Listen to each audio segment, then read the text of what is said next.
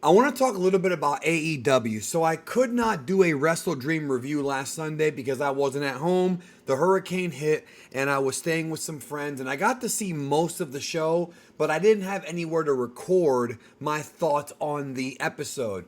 Or on the pay-per-view. So instead, I thought I'd talk about the week in AEW and kind of what's been going on and the big angle they got coming out of WrestleDream into Dynamite, and that is Jon Moxley winning the AEW World Title from Bryan Danielson after a hard-fought matchup that they had, and now creating this new heel version of the Blackpool Combat Club without Danielson, Wheeler Yuta being revealed to have been aligned with them, and them running roughshod over AEW. The vast majority of the Dynamite episode, well, maybe not the majority, but a big chunk of it, was dedicated to Jon Moxley's group going around just destroying people. And it had a very invasion angle, Nexus, NWO vibe to it. Now, if you've been following my channel for quite some time, you know that I have been wanting AEW to do a storyline like this for a long time, because one of the big things about when wrestling was super popular in the 90s is that these giant company-wide storylines were the thing. And we haven't really seen one in quite some time.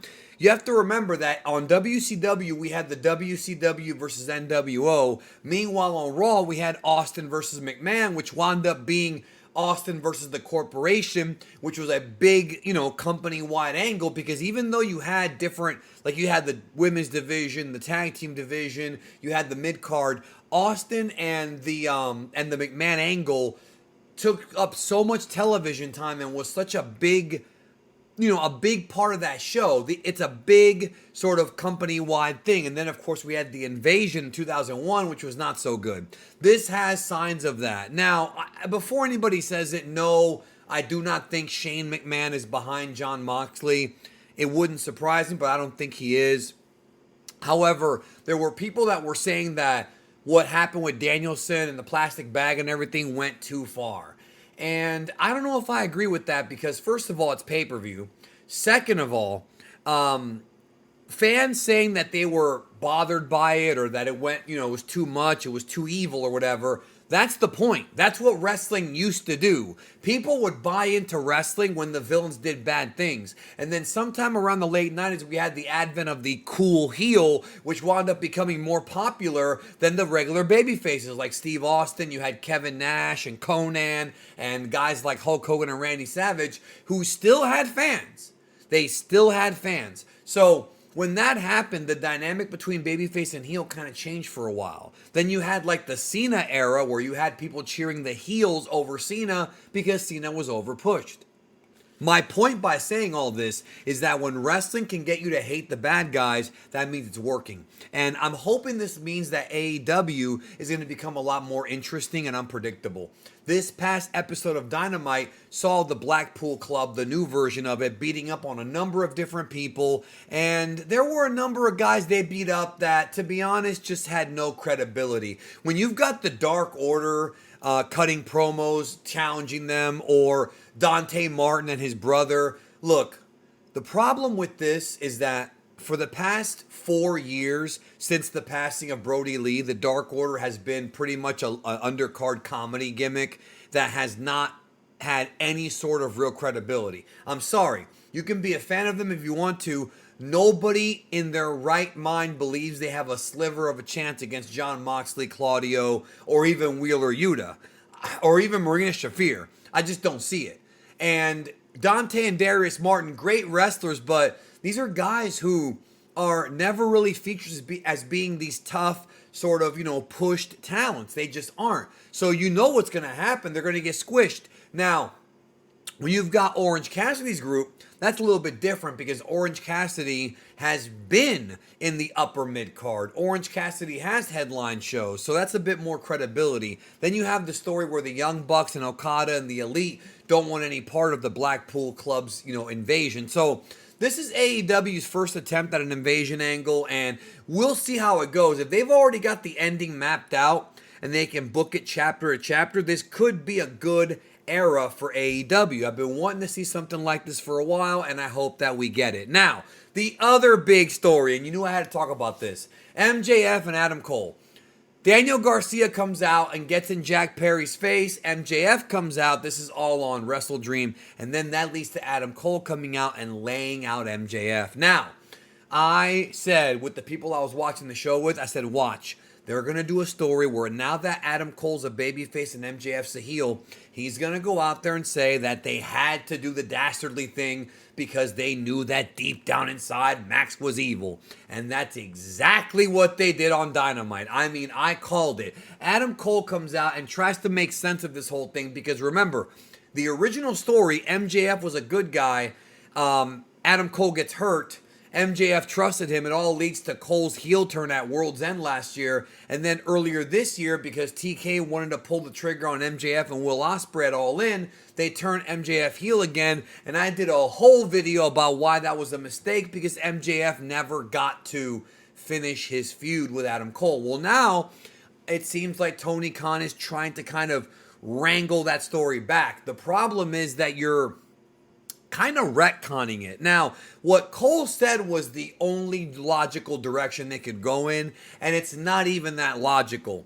By him saying, well, all that stuff with the devil and the stuff we did it to stop Max because he was the bad one. And sometimes you have to become evil to stop evil. And this is a shade of gray. God bless Adam Cole, man. I love that guy. I really do. Been a fan of his for many years. Man, he tried.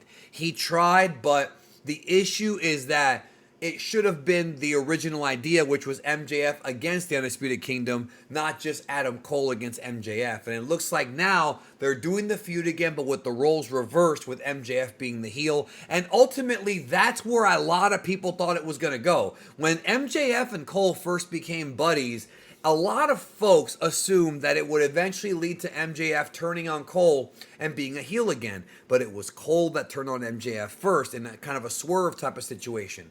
And,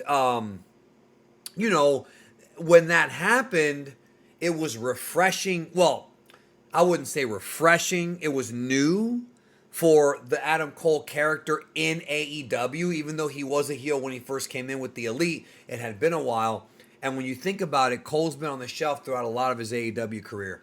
But when they did it, it was the end of that horrible, horrible story with the devil. And, they just had to move on. And I was just happy to see it get to that point. But then MJF took time off and Adam Cole was hurt. And this is a situation where injuries, look, it's not Tony Khan's fault. It is not his fault. Injuries happen in wrestling. This storyline was hampered by the injuries of both those guys. They couldn't continue it.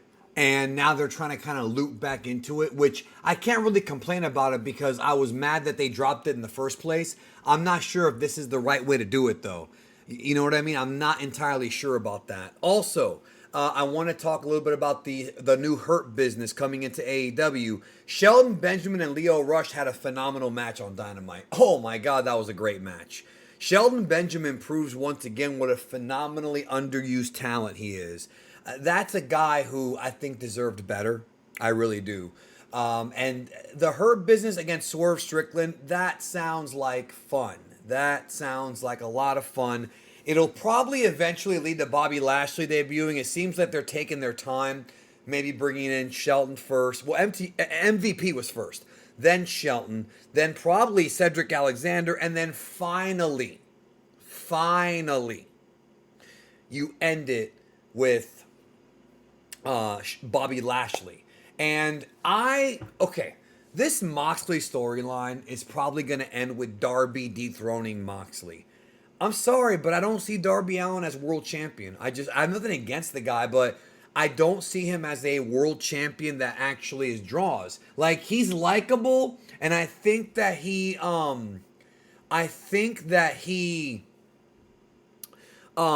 can be like a Mikey Whipwreck type of character. I think TK might be going for that. But to have him dethrone Moxley, who's now running roughshod on the company, I think it should be Swerve. I feel like Swerve's title reign was so good, but also so short. And I understand they wanted to put the title on Bryan because it was his big farewell tour, and they give him a big moment at the end of All In the stadium. Nothing wrong with that. I'm not criticizing that decision, but I do wish that Swerve had a longer reign. And I kind of want Swerve to be the one to dethrone Moxley. Because I want him to get the title back because he deserved a bit of a longer reign. I liked his championship reign quite a bit.